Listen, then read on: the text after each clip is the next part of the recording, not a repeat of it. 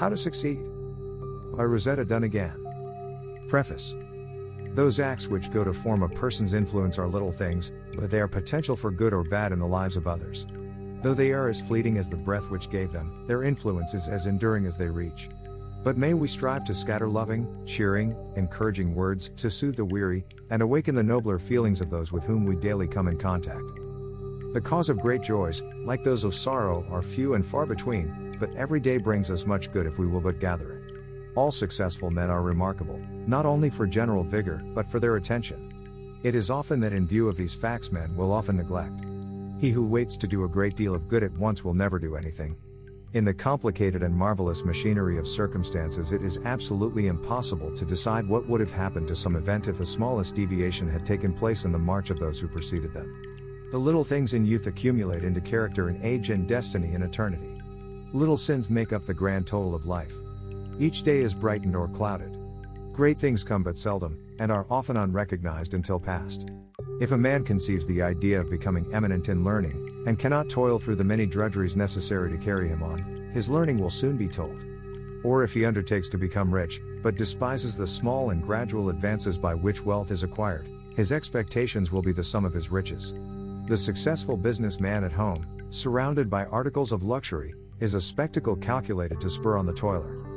But the merchant at his office has had to work, yes, to toil over columns of figures to post his ledger, and while you were carelessly spending $1, he has ransacked his books to discover what has become of a stray shilling. Words may seem to us but little things, but they possess a power beyond calculation. They swiftly fly from us to others, and we scarcely give them a passing thought.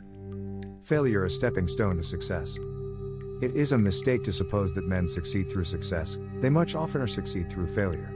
There were hours of despondency when Shakespeare thought himself no poet and Raphael no painter, when the greatest wits doubted the excellence of their happiest efforts.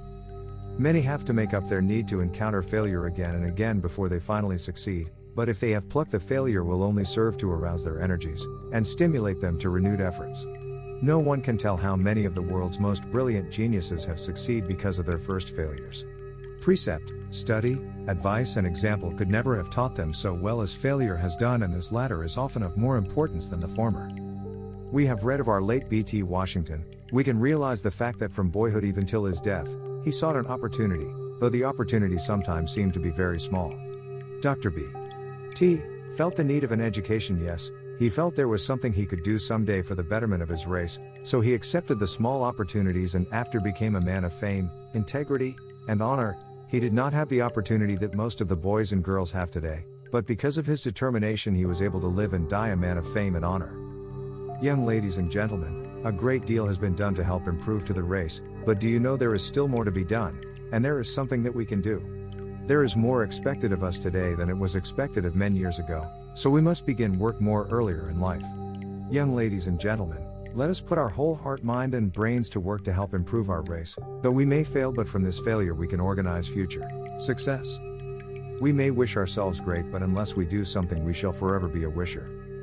We must realize that our ways in this world is like a wall under a row of trees, checked with light and shade, and because we cannot all walk along in the sunshine, we therefore fix upon the darker passages and so lose all the comfort of the cheering ones. There is no royal road to success. The road that leads to success lies through fields of hard, earnest and patient labor. It calls on the young man and woman put forth all energy, and bids him build well his foundation. Go to success, since it will not come to you.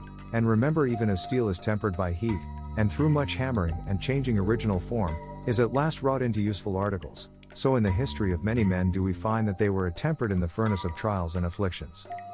Let us then strive against despondency. Even when the way before us is both dark and dreary, it still is worse than useless to give way to despondency.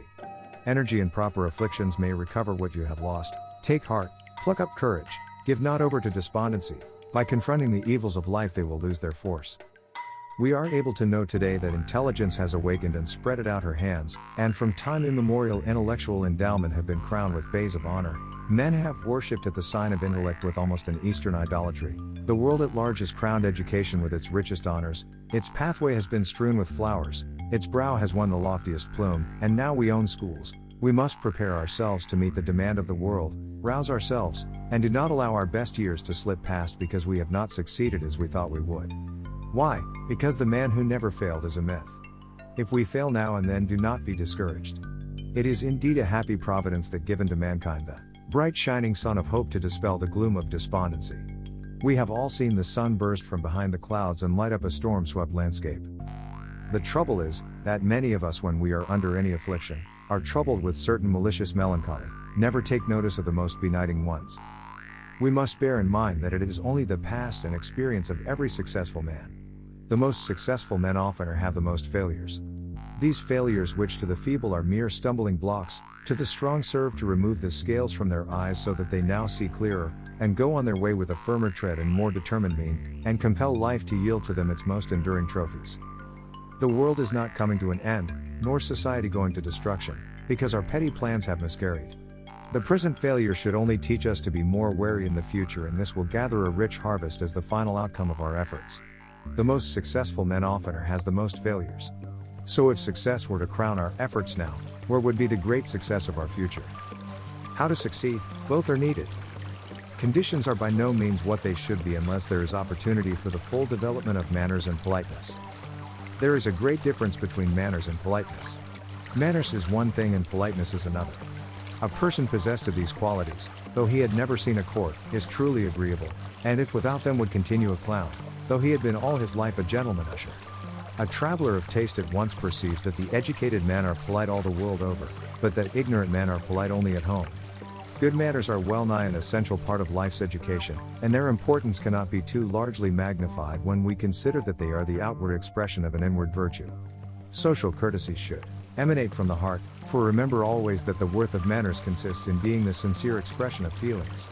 Like the dial of a watch, they should indicate that the works within are good and true. True civility needs no false lights to show its points. It is the embodiment of truth, the mere opening out of the inner self. The truest politeness comes of sincerity. It must be the outcome of the heart, or it will make no lasting impression, for no amount of polish will dispense with truthfulness. To acquire that ease and grace of manners which distinguishes and is possessed by every well-bred person, one must think of others rather than of oneself, and study to please them even at one's own convenience. The golden rule of life is also the law of politeness, and such politeness implies self-sacrifice, many struggles and conflicts. It is an art and tact rather than an instinct and inspiration. Many a man who now stands ranked as a gentleman because his smile is ready and his bow exquisite, is in reality unworthy of an honor, since he cares more for the least incident pertaining to his own comfort than he does for the greatest occasion of discomfort to others. A man of politeness and manners does not hint by words that he deems himself better, wiser or richer than anyone about him. He is never stuck up, nor looks down upon others because they have no titles, honors or social position equal to his own. He never boasts of his achievements by affecting to underrate what he has done.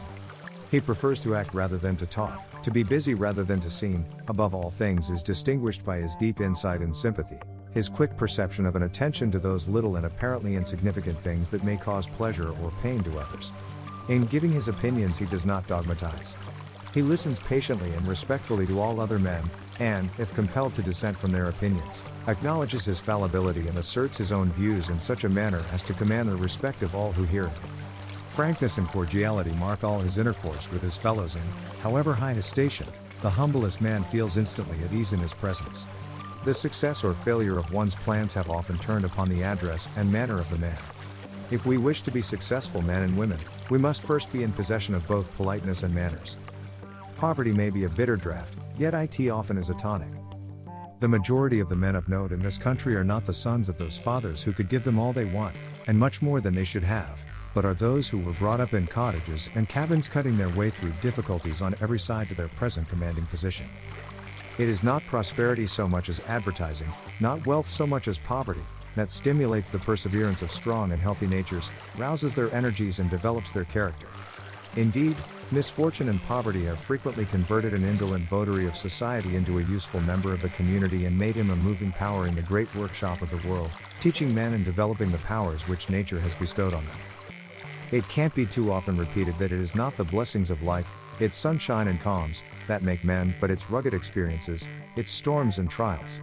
Thousands of men are bemoaning present indigence who might have won riches and honor had they only been compelled by early poverty to develop their manhood.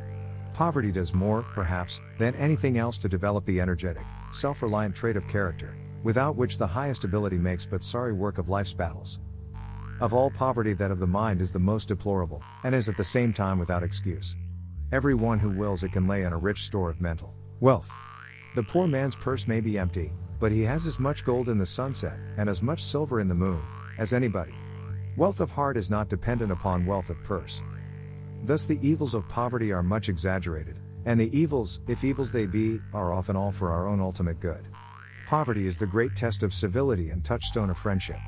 It is one of the mysteries of our life that genius, the noblest gift of God to man, is nourished by poverty.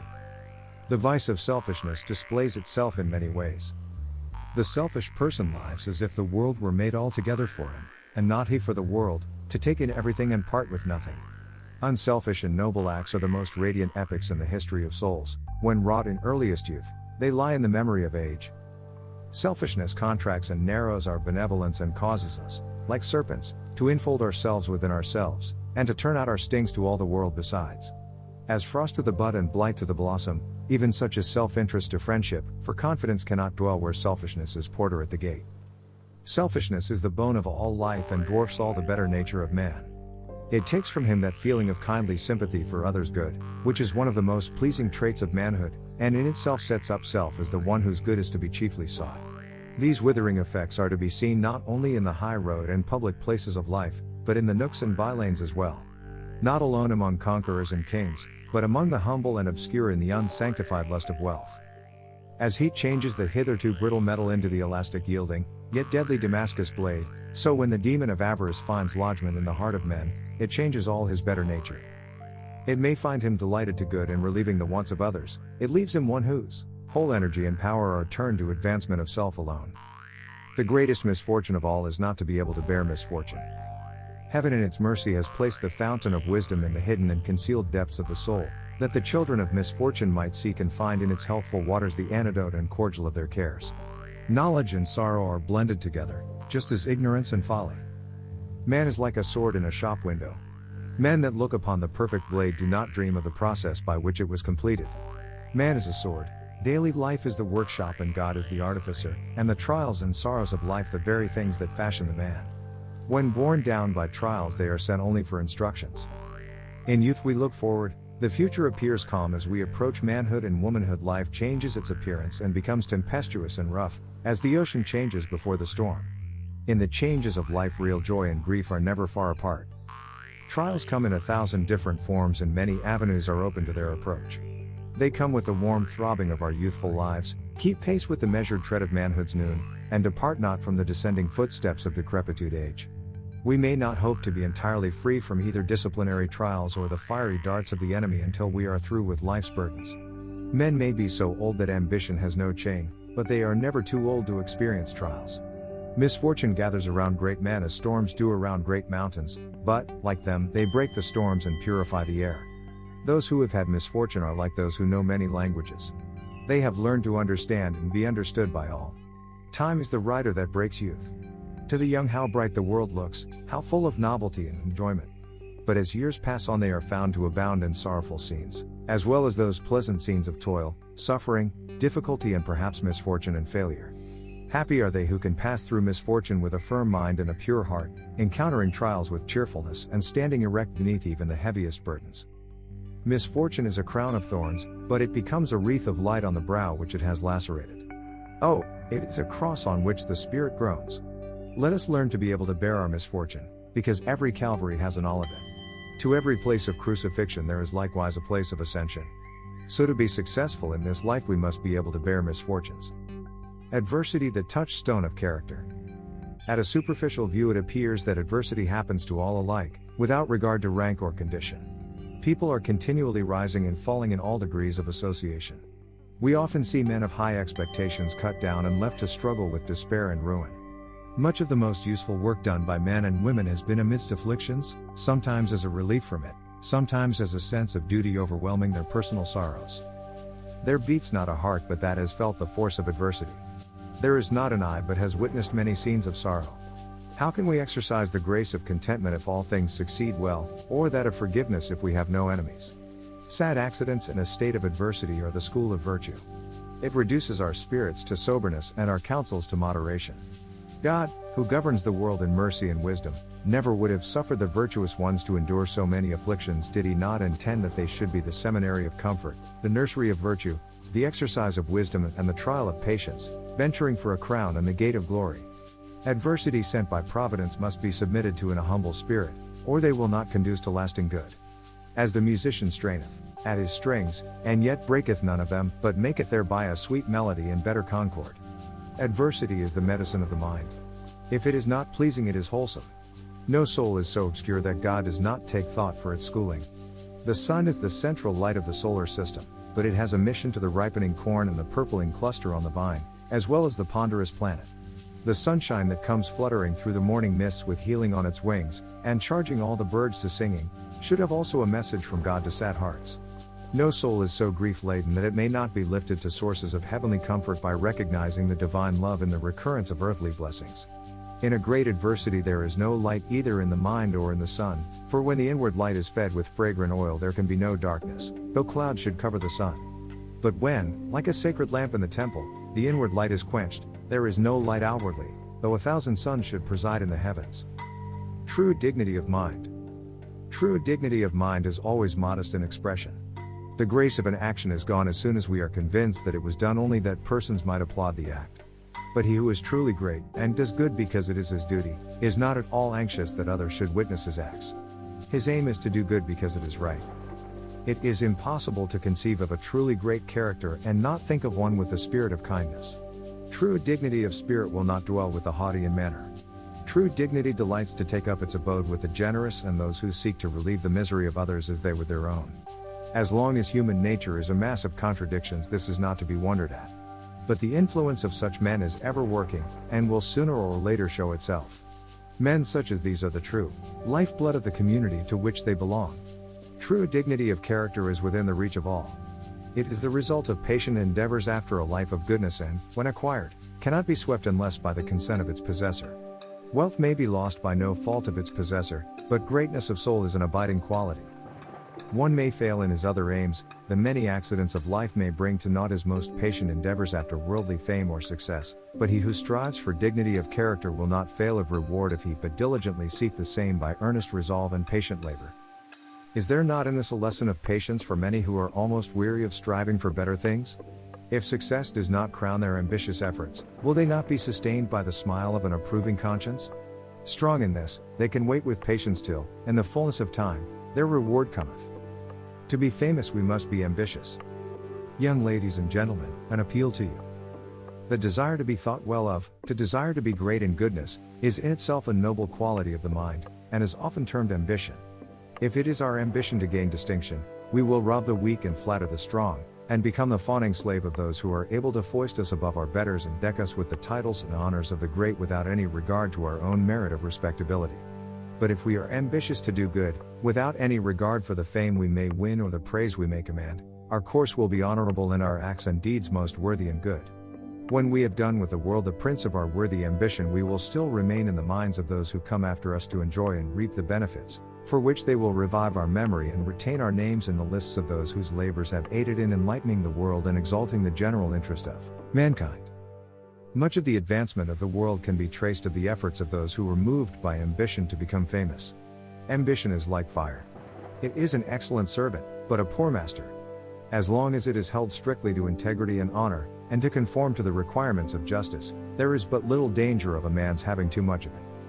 Ambition is an excessive quality and, as such, is apt to lead us to the most extraordinary results. But if our ambition leads us to excel or seek to excel in that which is good, the currents it may induce us to support will be of great good. But if it is stimulated by pride, envy or vanity, we will confine our support principally to the counter-currents of life, and thus leave behind us misery and destruction. The happiness promised by ambition dissolves in sorrow just as we are about to grasp it. It makes the same mistake concerning wealth. She begins by accumulating power as a means of happiness, but she finishes by continuing to accumulate it as an end. Dark and full of disappointments may be our lot. It is generally known that he who expects much will be often disappointed, yet disappointment seldom cures us of expectations. But one of the saddest thoughts that come to us in life is the thought that in this bright, beautiful and joy-giving world of ours there are many shadowed lives. There is but one way in which we can succeed, when we admit that happiness is but a state of the mind, and that success is the faithful performance of known duties, then shall we acquire both. Though we may wander the wide world over and gather wealth and fame, they will be found impotent to confer happiness, and life to us will seem full of disappointments, but it is because we failed to seek for life in that spirit of quiet content which conducts it. It never happened to any man since the making of this world, nor ever will, to have all things according to his desires. If you risk nothing, of course you lose nothing. Let him who is enlisted for the war expect to meet the foe. It is with life's troubles as with the risks of the battlefield. There is always less danger to the party who stands firm than to the one who gives way. To give way to disappointments is to invite defeat. To bravely cast about for means to resist them is to put them to flight, and out of temporary misfortune by the foundation of a more glorious success, by sending disappointments to the winds, taking life as it is and with a strong will, make life as near what it should be as possible. The most pure lives sometimes are those who are met with the most disappointments. With some it is the wreck of a great ambition. Yes, he has built his ship and launched it on the sea of life loaded with the richest jewels of his strength and manhood. And behold, it comes back to him beaten and battered by the fury gale. We may add some rays of sunshine to our path if we earnestly try to dispel the clouds of discontent that may arise in our bosom, and by doing so enjoy fully the bountiful blessings that God our Creator has given to his humblest creatures. Memory is the cabinet of the imagination. Memory is the cord binding all the natural gifts and excellences together, and though it is not wisdom in itself, still it is the primary fundamental power without which there could be no other intellectual operations. The memory of good actions is the starlight of the soul. Yes, it tempers prosperity by recalling past distress, by bringing up the thoughts of past joys. It controls youth and delights old age. Without memory, life would be a blank. The mind must be made to think as to remember, and to remember principles and outlines. We think of faces, and they return to us as plainly as when their presence gladdened our eyes. When sorrow and trial, care and temptation surrounded us, how often do we gain courage and renewed strength by thinking of the past? The course of none has been along so beaten a road that they remember not fondly some resting places in their journey, some turns in their path in which lovely prospects broke in upon them.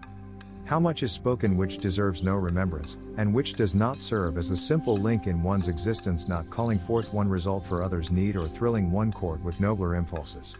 The gift of memory is diversified to different people, some having a taste of history, some for literature, and others delight in politics, and so on through all the different phases of existence. Memory has been compared to a storehouse. How much important then that we renew the mind to healthful actions instead of feeding it on poisons until it will produce nothing but poisonous thoughts.